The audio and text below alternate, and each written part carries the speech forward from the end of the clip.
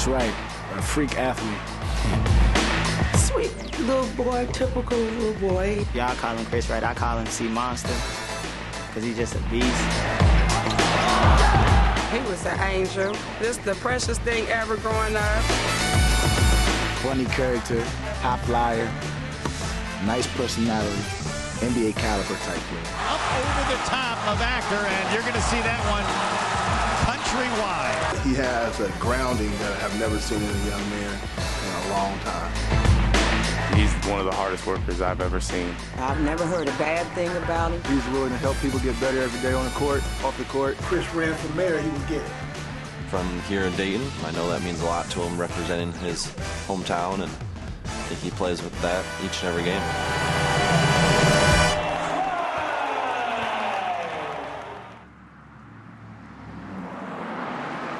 Right here I used to live, right there on the end, right there. I remember climbing that tree, trying to climb that tree and stuff when I was younger, but that's where I grew up at, in that house right there on the corner. Yeah, man, right here, 1988 is where I was born. Just urban, typical urban area. I'm at the barbershop right now. Everybody know T-Bone. Well-rounded guy, come from a tough neighborhood. Many kids didn't really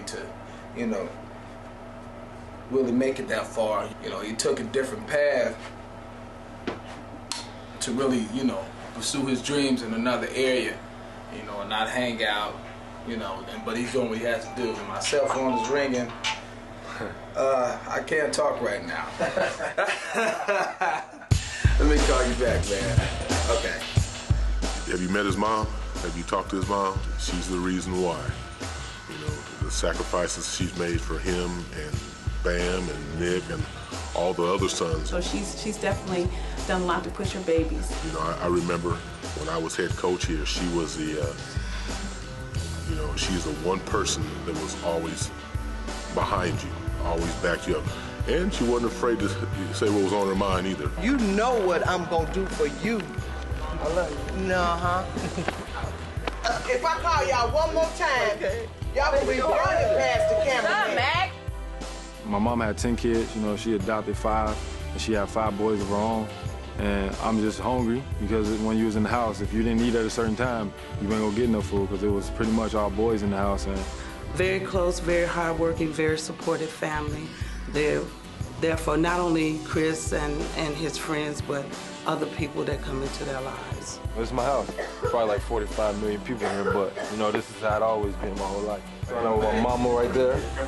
Everybody know that it's hard just having a single mom raising 10 kids, and just he has that hunger.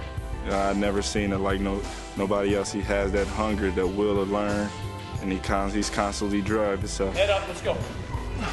My mom, she's a very strong-willed person, and she always taught me never give up. And the gifts that I got, they're from God. Anything that you do, you just can't say, I did this, I did that. You got to thank God after every time you do something, every time you get an accomplishment. And you also got to thank him for the downfalls because it makes you stronger. This gets the Armand back to Chris. Oh, my goodness. Sakes alive. You can start seeing it when you got about the 5th, 6th grade. You can start seeing that he was a little different than most kids. Had more hops than most of the guys that we had around us. I broke this one. This when I was younger. I don't know, I was about 8 or 9. Yeah, I broke this one too, right here. That's when I knew I had bounce right there. When I broke that one. Trying to get inside Chris Wright. Oh my goodness gracious, sakes alive. Chris Wright with the reverse on the other side of the rim. Dunk. Woo! That's some McFreak nasty on you. Hey, all you can say is woo. Y'all be like, how you run up and down the court so fast all the time? But what y'all don't know is, we used to watch this movie called Candyman. And he'd be over our house, then his mom would call and be like, Chris, get your butt home. Man, yeah, I used to fly my bike down through here, man. It's crazy. As soon as he take one step out the door, we'd be like, Candyman coming. And he just take off running around the corner. Just crying like, I mean, you couldn't see from here to that car right there.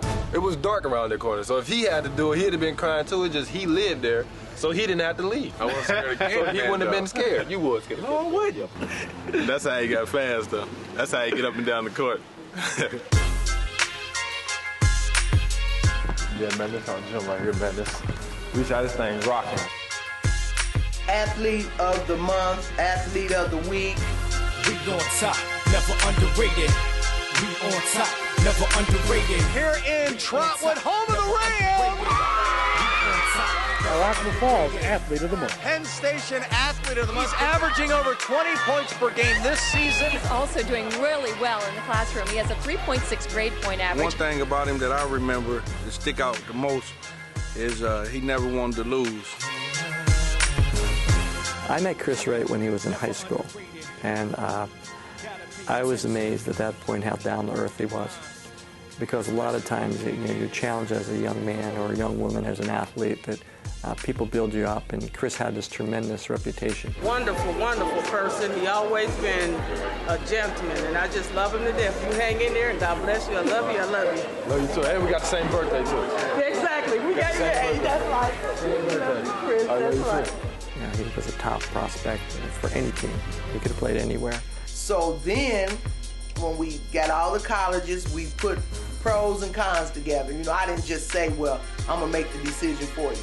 We put all the pros of going to all the different colleges. The kid is a tremendous athlete, and he's such a hard worker. He's only going to get better. And forward, one of the top 20 juniors in the country. The nation's top schools still want Wright and continue to talk to him.